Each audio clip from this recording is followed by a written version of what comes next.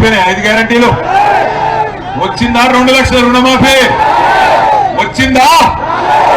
రైతు భరోసా అన్నట్టు వచ్చిందా 15,000 వచ్చినాయా అక్కడికి రైతు బంధన పడ్డదా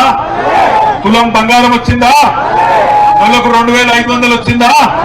ఒక మా ఆడపిల్లలు ఎక్కడ ఉన్నారు స్కూటీలు వచ్చినాయా వచ్చిందా చెల్లెని ఒక్కదానికి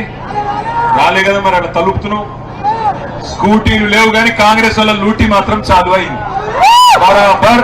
కాంగ్రెస్ వాళ్ళు మళ్ళా యథావిధిగా అరిచేతుల వైకుంఠం చూపెట్టి మోచేతికి బెల్లం పెట్టి ఓట్లు వేయించుకున్న తర్వాత ఓడ మీద ఉన్నప్పుడు ఓడమల్లన్న ఒడ్డుకెక్కినాక కోడమల్లన్న రేవంత్ రెడ్డి కూడా మళ్ళా కదే కథ మొదలుపెట్టి సిగ్గు లేకుండా మాట్లాడుతున్నాడు రేవంత్ రెడ్డి గారు ఏమంటున్నాడు 5 గ్యారంటీలు అమలు చేసిన బొంకుడే కాకుండా కొత్త మంత్రం మొదలు పెట్టిండు నేను లంకె బిందెలు ఉంటాయనుకొని వచ్చినా ఈడ ఖాళీ కుండలున్నాయి అని మాట్లాడుతున్నాడు రేవంత్ రెడ్డి నాకు తెలియక అడుగుతా ఖాళీ కుండలు లంకె బిందెలు గడ్డపారలు పట్టుకొని తటపారలు పట్టుకొని నెత్తి మీద తువాలు చుట్టుకొని అర్ధరాత్రి ఎవరు తిరుగుతారు లంకె బిందెల కోసం పాడుపడ్డ కోటలలో పాడుపడ్డ గడిలలో పాడుపడ్డ దేవాలయాల్లో ఎవరు తిరుగుతారు మరి ఇదివరకు ఏం చేస్తుండే కొండారెడ్డి పేర్లు నాకే తెలియదు మీకే తెలియదు కల్వకుర్తోళ్ళు మీరే క్లోజ్ మాకు కాదు మీకే ఆయన సంగతి అదే అంటున్నా ఇంకో మాట ఎన్ని రోత మాటలు ఈ 5 నెలల్లో ఎన్ని రోత మాటలు మాట్లాడుతున్నాడో చూడండి మీరు ఒక్కొక్క మాట ఆయన మాట్లాడుతుంటే నిజంగా ఆశ్చర్యం అనిపిస్తున్నది ఇట్లాంటి వ్యక్తి ఇవాళ మన ముఖ్యమంత్రి అని నా కొడకల్లారా పేగులు కట్ చేస్తా మెడలేసుకుంటా మెడలు చుట్టుకుంటా మాట్లాడుతుంది ఆయన ముఖ్యమంత్రి లేకపోతే గోటీ కొట్టినోడే నాకు అర్థం కాదు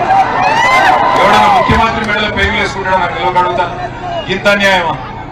జేబుల కత్తెర పెట్టుకొని తిరుగుతున్నా అంటాడు మొన్న ఇక్కడనే పక్కకు షాద్నగర్ లా మరి ఒక ఫుల్ బస్ అంతా బిజీ అయిపోయిందట నిండిపోయిందట ఎందుకంటే ఫ్రీ బస్సు కదా పాపం మా ఆడబిడ్డలేమో సీట్ల కోసం కొట్టుకుంటారు మగోళ్ళేమో పైసలు పెట్టి టికెట్ కొనుక్కొని సీట్లు లేదని వాళ్ళు తిట్టుకుంటారు ఆ బస్సు ఫుల్ 40 మంది ఎక్కే బస్సులో 90 మంది ఎక్కుతాను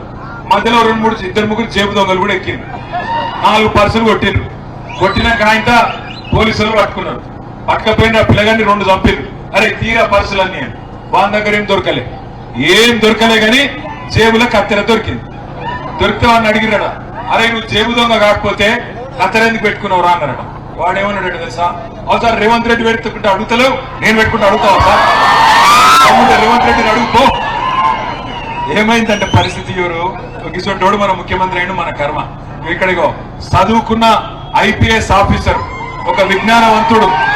అధికారిగానే అద్భుతాలు సృష్టించిన నాయకుడు ఆర్ఎస్ ప్రవీణ్ కుమార్ గారు 1000 గురుకుల పాఠశాలలు కేసీఆర్ గారు పెడితే వాటిని సమర్థవంతంగా నడిపిన మొనగాడు ఆర్ఎస్ ప్రవీణ్ కుమార్ గారు ఇలా ఇట్లాంటి అభ్యర్థి మీకు మల్లమల్ల దొరకడు మల్లమల్ల చెప్తా ఉన్నా ఇట్లాంటి అభ్యర్థి నాగర్ కర్నూలు పార్లమెంట్ సభ్యుడిగా రేపు ఢిల్లీలో లోక్సభలో కాలు పెడితే మన గౌరవం పెరుగుతుంది మన కల్వకుర్తి గౌరవం పెరుగుతుంది మన నాగర్ కర్నూలు గౌరవం పెరుగుతుంది రాజకీయ నాయకులు చాలా మంది దొరుకుతారు పైసలున్న వాళ్ళు దొరుకుతారు అంబులెన్స్ ఓనియండి తమ్మి జరగండి అంబులెన్స్ ఓనియండి జరగండి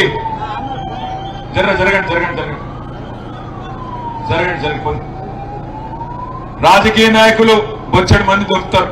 పైసలు ఉన్నోళ్ళు రకరకాలుగా వచ్చిన వాళ్ళు మస్తు ఉంటారు కానీ చదువుకుని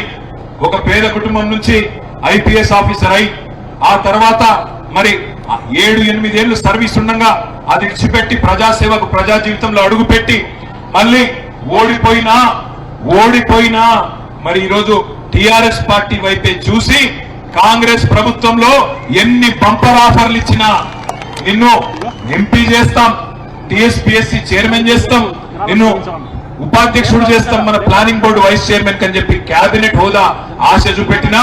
అదేది పట్టించుకోలే ప్రవీణ్ అన్న ఇలా మన కోసం మన పార్టీలోకి మన గులాబీ కండువా కట్టుకొని మన కోసం వచ్చిండు ప్రవీణ్ అన్న నేను మిమ్మల్ని మనస్ఫూర్తిగా ఒకటే ప్రార్థిస్తున్నా ఏమైనా గతంలో కల్వకుర్తిలో మా వల్ల తెలుసో తెలియకనో ఏమన్నా చిన్న పొరపాట్లు జరిగినా తప్పులు జరిగినా అదిగా మనసులోకి తీసేయండి ఇవాళ మీకు ఒక అద్భుతమైన అభ్యర్థి నాగర్ కర్నూలు పార్లమెంట్ కు మీకోసం వచ్చిండు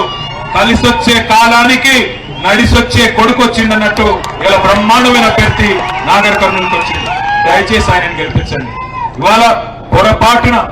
పొరపాటున కాంగ్రెస్ పార్టీకి ఓటేస్తే ఏం జరుగుతుంది రేపు? రేవంత్ రెడ్డి ఒకటే అంటాడు, నేను 2 లక్షల రుణమాఫీ చేయలేదు అయినా నాకే ఓటేసింది, నేను 2500 రూపాయలు ఇయ్యలేదు అయినా నాకే ఓటేసిండ్రు, నేను 4000 రూపాయల పెన్షన్ ఇస్తాని పెద్ద మనుషులకు చెప్పినా జనవరి నెల పెన్షన్ కూడా ఎగ్గొట్టినా అయినా నాకే ఓటేసిండ్రు, నేను ఆడపిల్లలకు స్కూటీలు ఇస్తానా ఇయ్యలేదు అయినా నాకే ఓటేసిండ్రు. మరి ఇవన్నీ ఎందుకు ఇయ్యాలి? నేను ఇయ్యవలసిన అవసరం లేనే లేదు, ప్రజలు నేను ఇయ్యకపోయినా నాకే గుద్దుతున్నారు అనే మాట మాట్లాడుతున్నాడు. ఇలా కల్వకుర్తిలో మా రైతన్నలు చెప్పాలా కరెంటు కష్టాలు చాలు అయినాయా? మళ్ళా మోటార్లు కాలుడు చాలు అయిందా? మంచినీళ్ళ గోస అవుతుందా? మార్పు బాగుందా? మార్పు కావాలని గుద్దిరు కదా కల్వకుర్తిలా, మరి మంచిగుందా మార్పు?